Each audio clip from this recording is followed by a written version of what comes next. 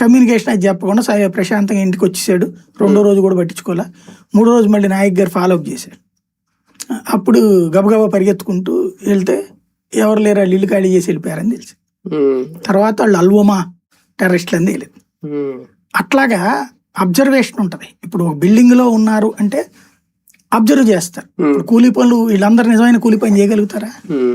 ఇప్పుడు ఆటో నగర్ కూలీ పని అంటే నట్లు బిగించడం దగ్గర నుంచి అందులో లేడీస్ ఏం చేస్తారు? అది ఇప్పుడు ఏ రోడ్లు వేస్తున్నారంటే ఓ లెక్క ఉంది, కాలువలు కడుతున్నారంటే మూటలో మొయ్యడం ఇదేదో ఉంటది.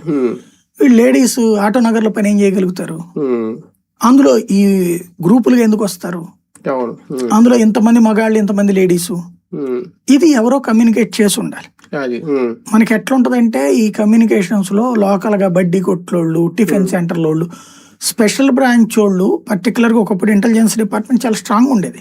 ఈ మధ్య జరిగింది. కానీ వాస్తవం చెప్పాలంటే 2014 రాష్ట్ర విభజన తర్వాత మన ఇంటెలిజెన్స్ చీఫ్లు అంటే రాజకీయ పార్టీల కార్యకర్తలాగా మారారు. ప్రభుత్వానికి రాజకీయ అంశాల మీద కమ్యూనికేషన్స్ ఇచ్చారు కానీ నక్సలైట్లు టెర్రరిస్టుల గురించి ఇవ్వాలి. మళ్ళీ లడ్డా ఆ పని చేశాడు, స్ట్రాంగ్ గా చేశాడు ఇప్పుడు ఆయన. కాబట్టి దొరికింది. లడ్డాకి రాజకీయ దరిద్రం అలవాట్లేదు, ఇష్టం లేదు. ఎమ్మెల్యే ఏం చేస్తున్నాడు, లేకపోతే ప్రతిపక్షానికి సంబంధించిన డేటాలు ఇవ్వడం, ఇట్లాంటి పని పెట్టుకోలేదు అతను. ఆయన నక్సల్స్ మీదనే కాన్సన్ట్రేట్ చేశారు కాబట్టి దొరికారు. సరే, వీళ్ళకి కూడా ఏమన్నా ఇన్ఫర్మేషన్ ఉంటుందా ఇప్పుడు లడ్డా లాంటి వాళ్ళకి? అంటే అప్పట్లో 2003లో ఆయన మీద అటాక్ జరిగింది, చంద్రబాబు నాయుడు గారి మీద. ఇప్పుడు కూడా చంద్రబాబు నాయుడు గారి ప్రభుత్వం ఉంది. ఏదైనా ఒక లక్ష్యంతో వీళ్ళు వచ్చి ఉంటారని చెప్పి ముందుగానే కావాలని రాసి విక్టిమ్ కార్డుని క్రియేట్ చేయడానికి తప్పించి అలా చేయాలనుకునే వాడు ఇట్టకొచ్చి ఒక గ్రూప్ కి ఎక్కడ ఉండడం. అలిపిరి వచ్చినప్పుడు అట్లా గ్రూప్ గా ఏమైనా ఉన్నారా? అక్కడ వాళ్ళతో పాటు కూలీల్లో కలిసిపోయి అలిపిరిలో బాబు గారికి ఆ రోజున పెట్టల మందు పాత్ర.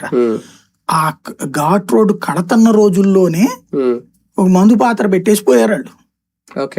ఘాట్ రోడ్ కడతన్న రోజుల్లోనే రీకన్స్ట్రక్షన్ చేశారు. అప్పుడు ఆ రోజుల్లోనే పెట్టేసిపోయారు వాళ్ళు. అంటే ఎప్పుడు చేశారు? కూలీల్లో కలిసిపోయి పెట్టేసిపోయారు. అప్పుడు చెయ్యాలనుకున్నప్పుడు ఆ వైరికి నిప్పంటించారు అంతే వాళ్ళు. లేకపోతే నిరంతరం ప్రయాణించే చోట ఇల్లెట పెడతారు. కష్టం, అప్పటికప్పుడు పెట్టాలంటే అసలు అవ్వదు. అంత ముందు ఎప్పుడో ఏళ్ల తరబడి, ఏళ్లకు ముందు అది కన్స్ట్రక్షన్ ఘాట్ రోడ్డుని పటిష్టంగా చేయడం